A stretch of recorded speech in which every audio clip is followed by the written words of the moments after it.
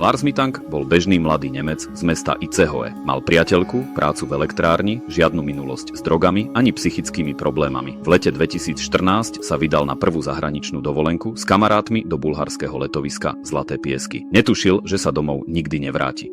Podľa priateľov sa Lars na dovolenke dostal do potýčky s fanúšikmi Bayernu Mníchov. Lars, priaznivec Werderu Brémy, sa v ten večer vrátil do hotela s poraneným uchom. Lekár mu diagnostikoval prasknutý bubienok a predpísal antibiotiká. Okrem toho mu odporučil nelietať, a tak Lars ostal v Bulharsku sám. 8. júla Lars dorazil na letisko vo Varne, kde sa išiel poradiť s letiskovým lekárom. Ten ho označil za nervózneho, ale schopného cestovať. Keď do ordinácie vstúpil robotník, na letisku totiž prebiehala prestavba, Lars vyskočil a vykríkol: "Nechcem tu zomrieť, musím odtiaľto odísť." Následne zábery z kamery zachytávajú, ako Lars beží z letiska, zanechajúc kufor, mobil aj doklady. Preskočí 2-metrový plot a mizne v slnečnicovom poli. Odvtedy ho už nikto nikdy nevidel.